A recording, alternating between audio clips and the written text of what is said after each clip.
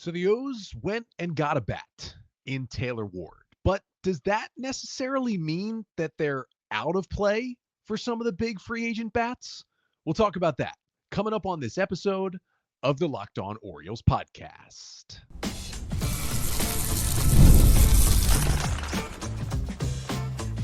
You are Locked On Orioles, your daily Baltimore Orioles podcast. Part of the Locked On Podcast Network, your team every day. Hey there, Orioles fans. Today is Friday, November 21st, 2025, and welcome back into the Locked On Orioles podcast, part of the Locked On Podcast Network, your team every day. As always, I'm your host, Connor Newcomb. And coming up on today's episode, we're going to talk about the big free agent hitters that are out there potentially for the Orioles, even after acquiring Taylor Ward from the Angels in the Grayson Rodriguez trade this week. It doesn't necessarily mean the Orioles are out on adding another big hitter. So we'll talk about already some connections for the Orioles to Pete Alonso and Kyle Tucker, and we'll chat about the other big names on the offensive market who would fit in Baltimore. But that's all coming up on this episode of the Locked On Orioles podcast, which is brought to you by Game Time. Download the Game Time app, create an account, and use code LOCKEDONMLB for $20 off your first purchase.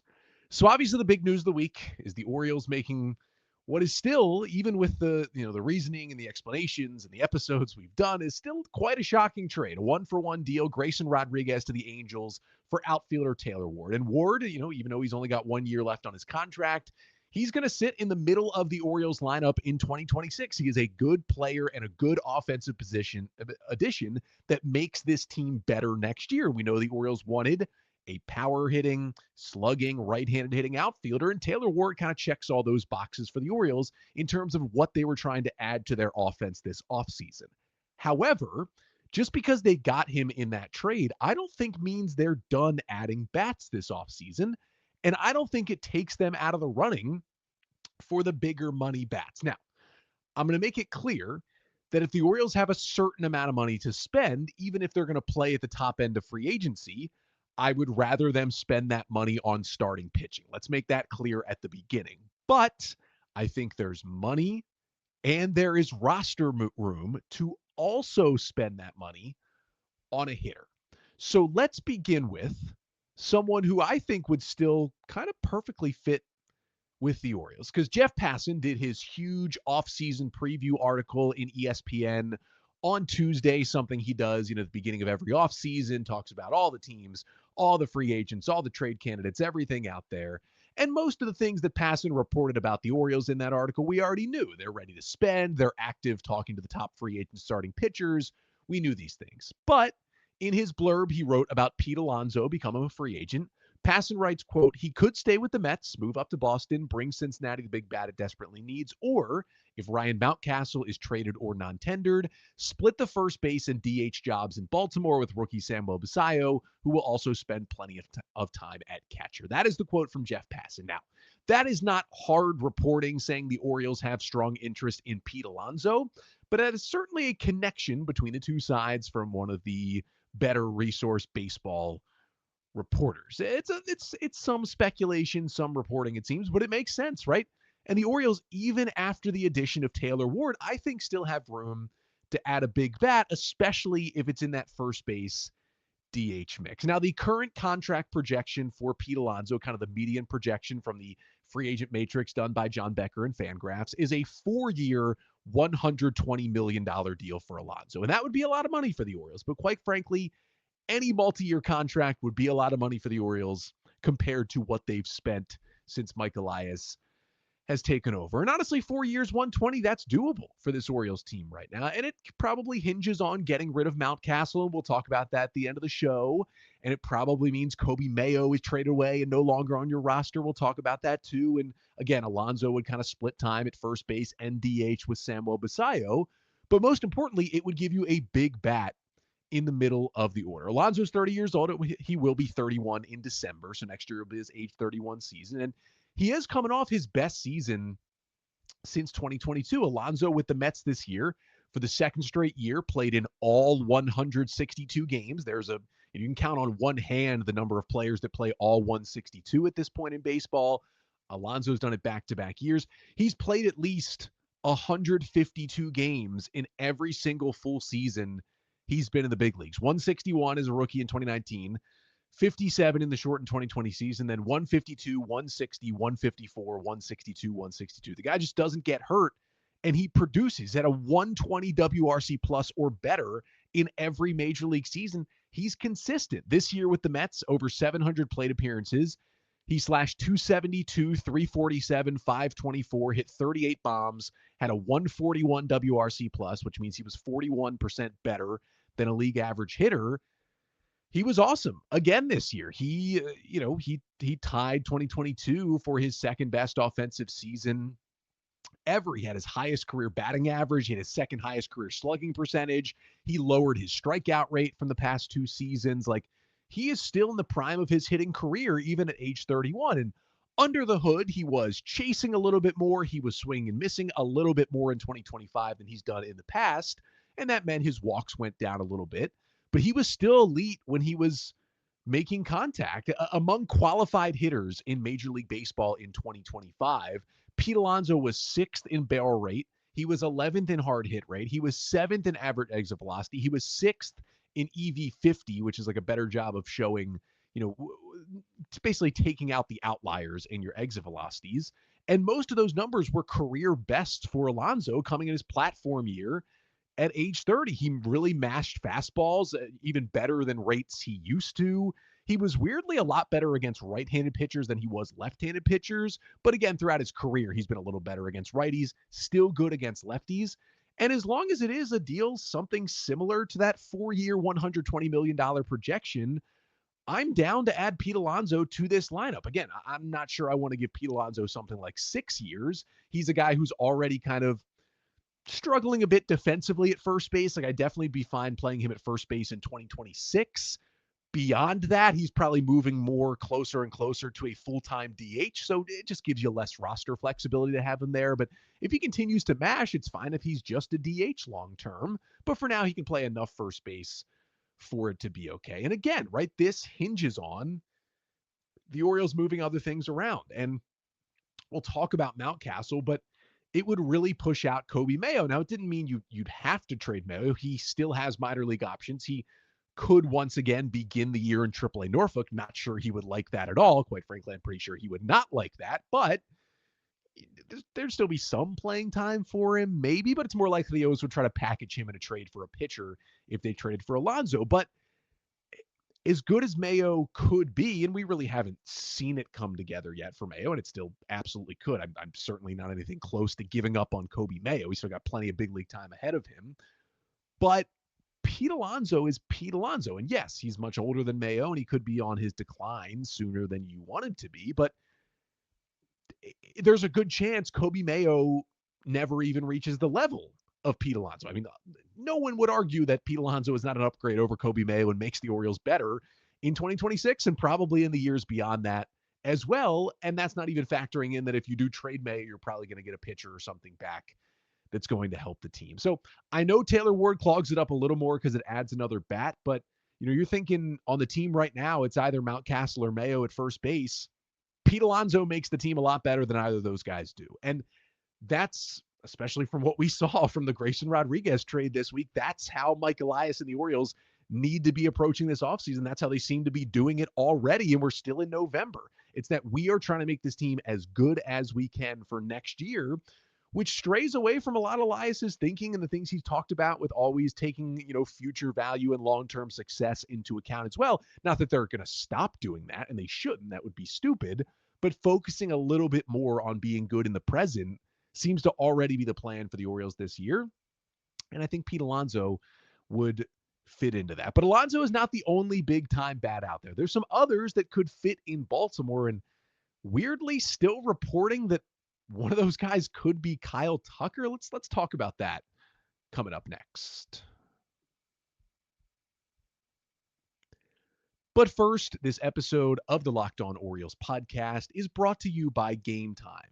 The NFL season is back, and honestly, there's nothing better than getting in the stadium, being surrounded by fans, cheering on your team. And let's be honest, getting tickets can be a hassle between queues, login screens, and prices jumping at checkout. It's frustrating. That is why I use Game Time, the app that gives the advantage back to fans. Game Time is fast, it's easy, and it's backed by the Game Time guarantee.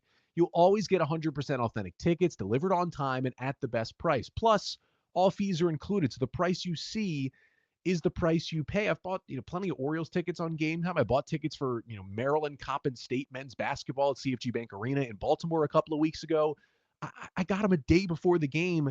It was so easy. I got an awesome deal. I spent $17 a ticket for 6 of us to go together and sit pretty close to the court. That was the best deal I found anywhere, and it was on Game Time. So download the Game Time app, create an account, and use code LOCKEDONMLB for $20 off your first purchase. Terms apply. Again, that's promo code LOCKEDONMLB for $20 off. Swipe, tap, ticket, go. Download Game Time today.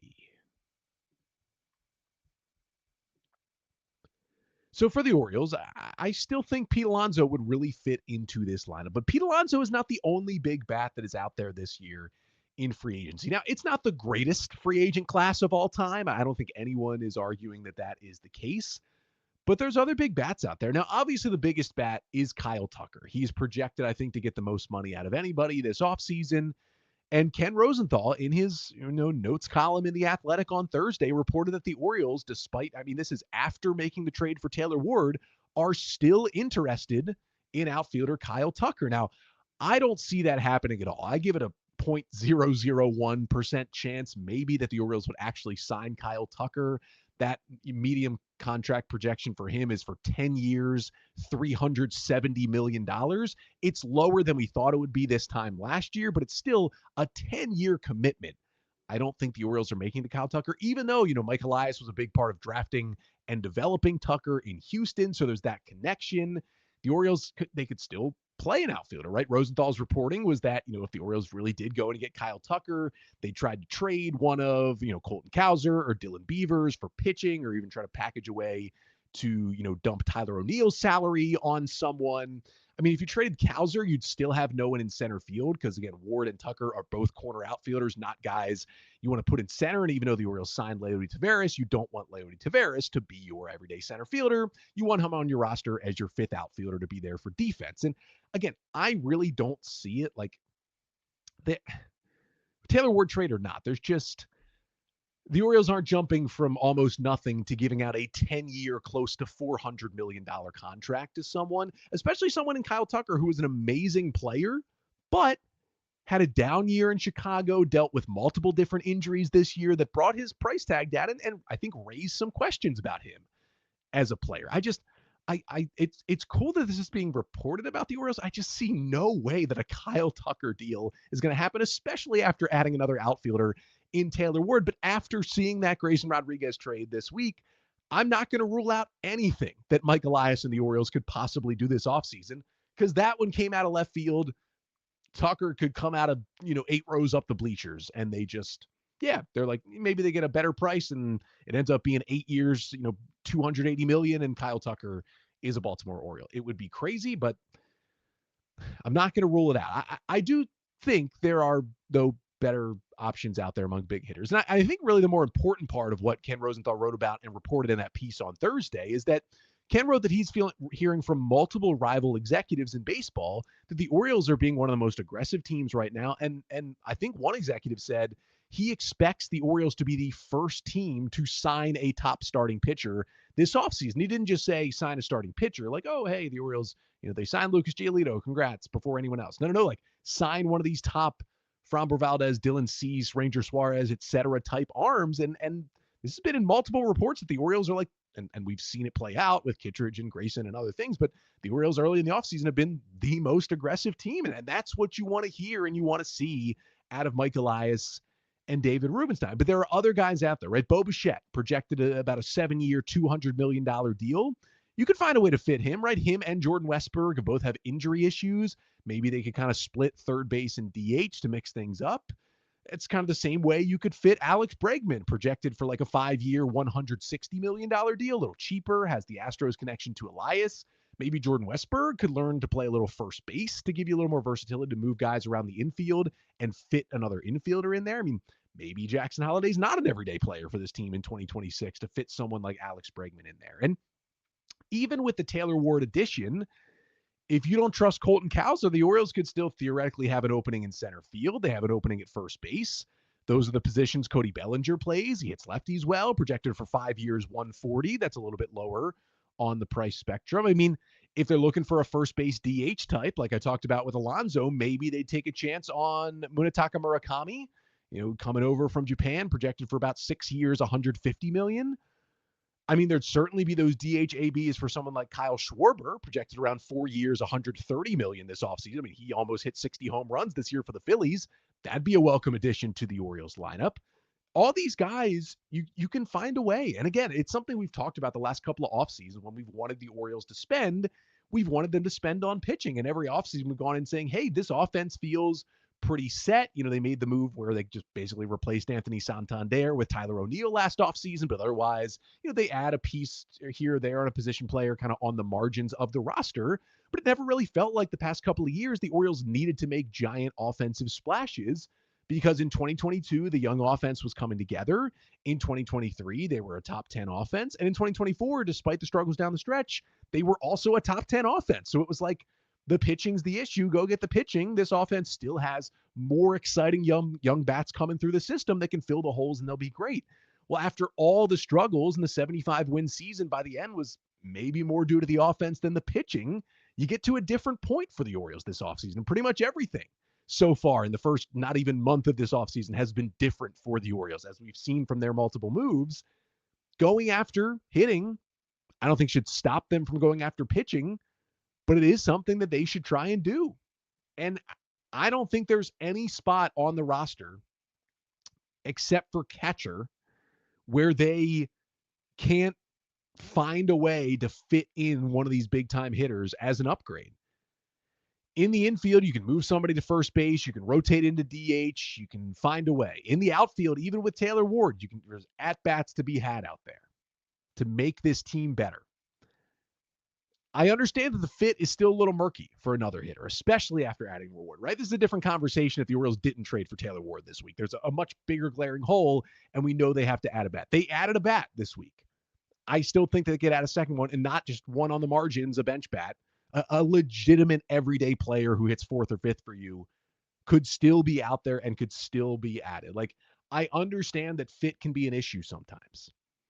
But at the end of the day, when you see the kind of things the Dodgers are doing, sometimes the fits don't sound perfect, but when you add another good player who at the end of the day is making your team better and making it more likely that you can get to the postseason and making it more likely you can win a World Series, at some point, if you have the ability and that player has the interest to come to Baltimore, you just do it and you figure it out later, right? Maybe you make a trade later in the offseason to free up more playing time, or an injury happens, because they've certainly happened to the Orioles the past couple of years. Whatever it may be, just make the move. If you want Pete Alonso, if you want Kyle Schwarber, they have interest in Baltimore, you're willing to spend the money and the years it takes to get them, do it, and we'll figure it out. Because those players, all those players I just listed, will make the Orioles offense better, will make the Orioles team better, make them more likely to turn it around and win a World Series in 2026.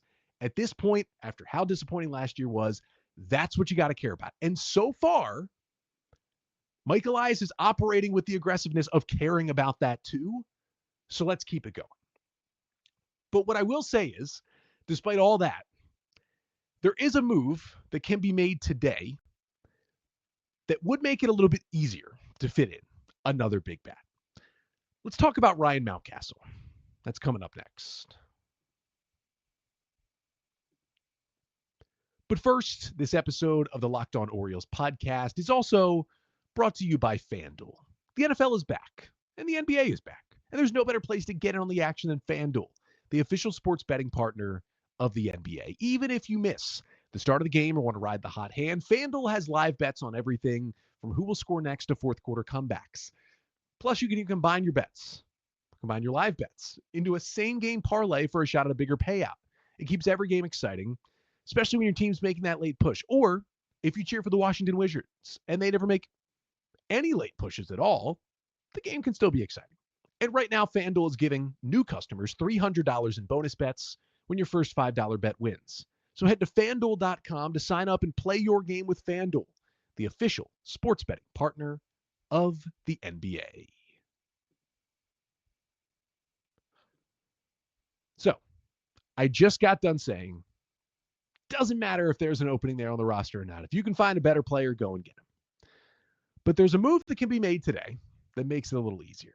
The non-tender deadline is coming up here on Friday. I think it's 6 p.m. Eastern time here on Friday evening. What is the non-tender deadline? Well, let's start with arbitration. The way that kind of rookie contracts work in Major League Baseball is that you're under team control for about 6 years. The first 3 years, you are pre-arbitration. You're getting paid, $800,000, $900,000, maybe up to $1 million per year, making around or a little bit above the league minimum. And then in that fourth year, you hit arbitration, in which your previous year's performance basically dictates how much money you are going to make in that next season. And sometimes the team and the player agree to a number, sometimes they don't, and a third party has to come in and kind of set the number that the player will make. So you have a non-tender deadline because sometimes players are are heading into their fourth or fifth or sixth years with a team. After 6 years, you do hit free agency, and they're just not good anymore, right? And arbitration can't go down. So say you make $5 million in year 4, and then you are terrible in year 5. For that next year, you can't make less than $5 million. You could stay at $5 million, you can make 5.1, but you can't make less. And maybe you're so bad that it's like, we don't even want you on the roster anymore. So at that point, you would just non-tender a player. So instead of having to pay the $5 million, you pay nothing, and you send that player directly into free agency a year or maybe 2 years earlier than they were scheduled to become a free agent. That's what happened with, good example is Dylan Carlson.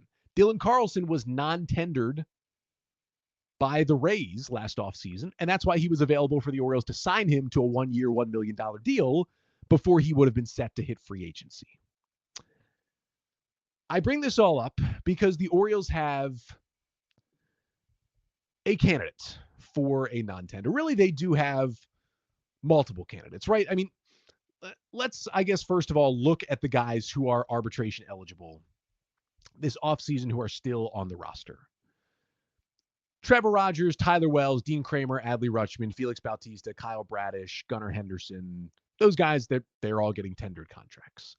But there are some guys who could be non-tender candidates. Keegan Aiken, about $3 million he'll get. Yennier Cano, $1.8 million. Alex Jackson, $1.8 million. Albert Suarez, $900,000. And then there's Ryan Mountcastle at $7.8 million. Now, the guys like Aiken and Cano and Suarez, they've had struggles and they've had injuries over the past year, but all those numbers are for $3 million or much less. That's a small enough number of money where it's worth it, probably, not definitely, but probably for the Orioles to just tender those guys a contract. They have David Rubenstein willing to pay more money. Even if, Keegan Aiken doesn't make it through all of 2026 and he just is kind of toast, you're not harboring over the extra $3 million you paid Keegan Aiken because he was good for you for a long time, and maybe that's the end, whatever. Like Yennier Cano, maybe he, that $2 million you might have to pay him. He's been so good for so long, and he also has minor league options, so you could even put him back down in Norfolk next year if he's struggling a little bit. That's worth paying the $2 million if you get anywhere close back to the Yennier Cano levels we know. But Ryan Mountcastle at 7.8, let's just call it $8 million. What Ryan Mountcastle gave to the Orioles last year is not worth anything close to $8 million. Ryan Mountcastle, who has been frustrating for a couple of years, and there's been some injury stuffs he's dealt with, and there's been, some medical stuff that he's dealt with as well. He was still able to at least be a league average hitter when he was out there. He was greatly improving defensively at first base, which was making him a little more valuable. And, he was hitting lefties. It was still worth it to have him on the team. He was a productive member of the Baltimore Orioles. I like Ryan Mountcastle. He seems like a great guy. It's been a cool story since the O's drafted him out of high school in 2015 to see him climb the system and kind of establish himself in the big leagues with the O's. He's going to be 29 years old in February. It's not like he's out of his prime. But he played only 89 games, had 357 plate appearances, and had just an 81 WRC plus. He was 19% worse than league average. He was worth negative WAR at FanGraphs. He hit just 7 home runs this season. His walk rate somehow was a career worst. His strikeout rate was also somehow a career worst this season. His batting average was a career low. His on-base percentage was a career low. His slugging was very, very much a career low. It was far and away, like not even close, the worst season Ryan Mountcastle has had in the big leagues. And he was just not a useful or productive player. He's a free agent after 2026. He's going to be due $8 million for next year in arbitration. That's not a guy who's worth $8 million. Now, again, with David Rubenstein, you can, open up the checkbook a little bit more, and $8 million for a player that's not great doesn't hurt the Orioles as much at this point. But if there's one guy that's blocking the Orioles getting better in that lineup, it is Ryan Mountcastle. And if he was still producing, these 110 WRC plus seasons we're used to from him, I'd say, you know what? If you're going to pay him the $8 million, pay him the $8 million. He's still a worthwhile hitter on this team that can help you. I don't see that as being the case anymore, right? It's good defense at first, but that's not a premium enough position to keep him around. The bat was just terrible. He's refusing to pull the ball in the air, even though that's what makes him good. Despite the elite bat speed, it's like he can't get in front of balls. He tried to make adjustments. The wall seemed to mess him up. The wall came back in. That didn't matter. He just got way, way worse. Coby Mayo started to show some signs of life in September. Samuel Basallo's now on this roster and is going to play some first base and DH. You've now got Taylor Ward in the equation. Maybe pushes someone like Tyler O'Neill more to DH to keep him healthy, and you want to DH Adley to keep him healthy. And it's just, you're going to try to get all those guys at bats. Are you going to try to get a guy who is 29 and who had an 81 WRC plus last year? Is that the guy you're going to try to squeeze in at bats for at first base and DH? No, I don't think so. I guess it's still possible the Orioles between now and the deadline could find a trade partner for Mountcastle. I highly doubt it. Maybe it's a low-level prospect. Maybe it's just a little bit of cash, whatever it may be for the Orioles. I guess it's possible they could tender in the contract and then just spend the rest of the offseason trying to trade him, packaging him with other more appealing players to get an okay relief arm. Just get something back for him instead of losing him for nothing. But at this point, with only 1 year left and with Mayo and Basallo here and the opportunity to bring in someone even better like a Pete Alonso, I just think the thing that makes the most sense is non-tendering Ryan Mountcastle, basically releasing him, sending him to free agency 1 year early and not having to pay that $8 million. Again, there were some great moments. There were some awesome moments, a lot of them against Toronto. There were some cool runs, some red hot streaks that he went on. Seemed like a great guy in that clubhouse, but it's just, and I think he will get another major league job. Someone's going to sign him, I think, to a major league contract if the Orioles release him. Like, I don't think this means he's done. There's still plenty of promise in that bat, plenty of bat speed. But I think it's just time for in some different ways than it was for Grayson Rodriguez, but just a time for a change of scenery with the Orioles and Ryan Mountcastle.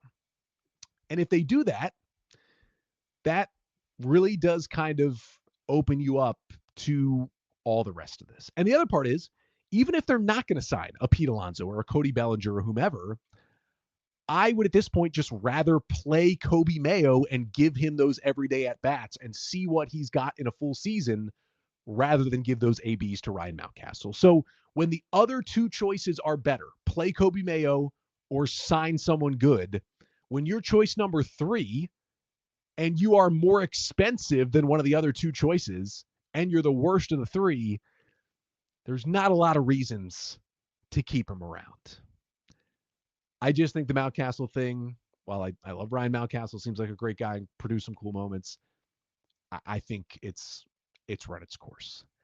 And if the O's do make that decision, certainly we'll have it covered in more detail next week on the show. Also got a fun episode coming up. We're going to do a crossover with one of the hosts of Locked On Angels. We're going to dive even deeper into the Grayson Rodriguez, Taylor Ward trade, kind of get the Angels perspective of A, okay, how good really is Taylor Ward? And B, what are Angels fans thinking about getting the oft-injured Grayson Rodriguez? That's coming up on the show next week. Until then, make sure to like, comment, and subscribe to the Locked On Orioles YouTube channel. Again, I know audio, lighting, everything, not where it needs to be. Hopefully by sometime next week, kind of the rest of the equipment's coming in. By the end of next week, by Thanksgiving, the hope is we'll kind of have this all fixed and hopefully cruising a lot better, audio-wise, video-wise, all that good stuff. But in the meantime, it means a lot if you still subscribe, follow the show wherever you listen, Spotify, Apple Podcasts. And of course, you can always email me, lockedonorioles@gmail.com. Thoughts on the show, thoughts on the O's, questions you want to ask, whatever it may be. That'll do it for today and this week. I'll be back on Monday. Until then, I'm Connor Newcomb, and this has been the Locked On Orioles podcast, part of the Locked On Podcast Network. Your team every day.